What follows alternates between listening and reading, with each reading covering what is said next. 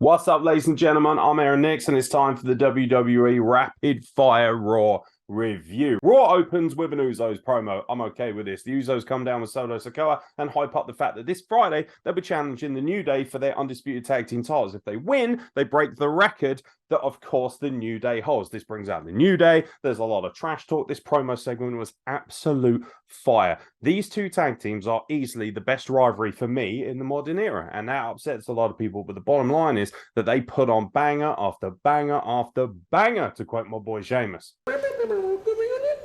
No, I'm afraid I can't make the family reunion this year. Leave it to a white man to ruin things as Matt Riddle comes down and says, "Hey, hit my bong." Yes, very good. Very funny. We jokes. It's 2022, buddy.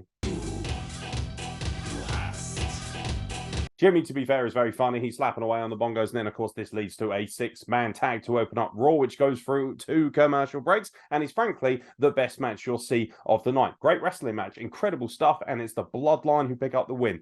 Once again, another banger involving the Usos and the New Day. It's easy money. Frankly, you could run it back until the end of time, and it would make for a great TV show. Fantastic opener to Raw. JBL is here, and he's brought Baron Corbin, and they're here to job out Cedric Alexander. Oh my God, who the hell cares? It's time for the Seth Rollins Open Challenge. Who's going to answer the Open Challenge to face him for his United States Championship, which is essentially, as we've heard on the dirt sheets, another world title now that both of the main titles are on Roman Reigns on SmackDown? Drums, please. It's the Judgment Day. Who's going to step up from the Judgment Day? It's going to be Finn Balor. No, it isn't, because the OC interrupt. The OC come down. Seth Rollins leaves, even though he's kind of a face now, making himself look like a bitch, but they rectify that later in the night, so that's fine. And then, of course, AJ Styles says, we've got a Rhea Ripley problem, but we've got something to fix that. Mia Yim jumps Rhea Ripley from behind and makes her big return to WWE Raw to be used, hopefully, a little bit better than when she was in that god-awful fucking Mad Max wannabe faction shit. What was it? Retribution? I don't fucking care. This might be hard to believe, but are you aware that nobody gives a shit? Otis dispatches Elias, and frankly, that's how it should be. Now, fuck off. Nobody cares about your shit music gimmick. Yay! Backstage, Rhea Ripley bumps into Bianca Belair.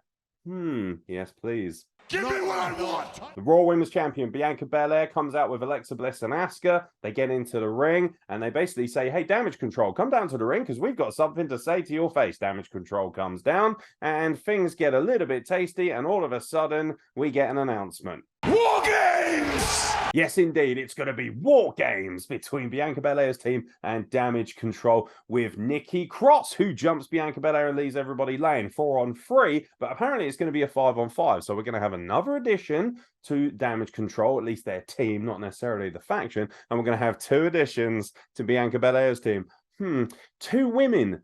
Blimey, I'll tell you what, who's available right now? 2 women who haven't been wrestling for a while, who could probably bring the star power up even more. No idea. The home of the Suns, you might get a heat rash. Austin Theory beats Shelton Benjamin. Yay! Boo! The Miz faces Johnny Gargano in a segment and match that went for the world record for longest ever time without finishing, even though it should have finished 15 minutes ago. It's a good match, but nobody cares. Johnny Gargano's not that over. He was a little bit with the crowd. This gimmick fucking sucks. And then Dexter Lumis comes down afterwards, hits Miz with the chair, and basically stands over him for about 2 seconds. Well, actually sits down on the chair, and he gets run off by security. And the security guard doesn't even jump over the barrier like he did last week without touching the barrier. So what's the fucking point? Terrible gimmick. Awful stuff. By the way, the whole gotcha segment and the hidden cam thing with the Miz admitting what he'd done, trash. Pure trash. Ironically, it felt like Vince McMahon wrote this segment. However, we know Vince McMahon didn't write the show due to what happened in the main event. Nikki Cross is your new 24/7 champion by beating Dana Brooke fairly quickly and fairly easily. And of course, her reward for this is to dump the belt in the bin. Good stuff. Apparently, we're getting rid of the 24/7 title. Gotta be honest, good. Yay! Now we're going to have the United States Open Challenge. Seth Rollins, who's going to answer? Mustafa Ali on a Titantron. Wait, but there's more, because Bobby Lashley beats the shit out of him. What has to be one of my favorite segments I've seen, probably in the last few years. Bobby Lashley beats him up. Then Mustafa Ali tries to get one over on him, and Lashley goes, yeet, and throws him straight over the box and says, see you in a second, Seth. Yay! Bobby Lashley comes down. Match doesn't even get started. He batters the absolute everlasting shite out of Seth Rollins. And frankly, I was absolutely all for this because I love meaty horses and I love Bobby Lashley. I thought this made him look like an absolute monster. Great destroyer, great moment. You thought it was never going to end. He's finally ushered away by security. And who should come down to cash in his money in the bank on the United States Championship but Austin Theory? Gets in the ring, apparently can't beat Seth Rollins, gets about 55 near falls because Seth Rollins, even though he's just been destroyed by Bobby Lashley for the last 5 minutes, somehow has all the ability and strength in the world to just kick out of whatever. We thought we'd seen the last of Bobby Lashley. We haven't. He pulls out the referee. He beats the shit out of Austin Theory. Austin Theory's about to get counted out. He somehow makes it back in the ring and then gets buried even further by taking a curb stomp and then getting pinned by Seth Rollins. You know, the guy who got the shit kicked out of him by Bobby Lashley about 5 minutes ago. Bobby Lashley leaves looking all cool and whatever. And we're left with Seth Rollins as the United States Champion and a failed cash-in by Austin Theory. And no doubt you can hear Vince McMahon crying from his penis from 1,000 miles away in Connecticut.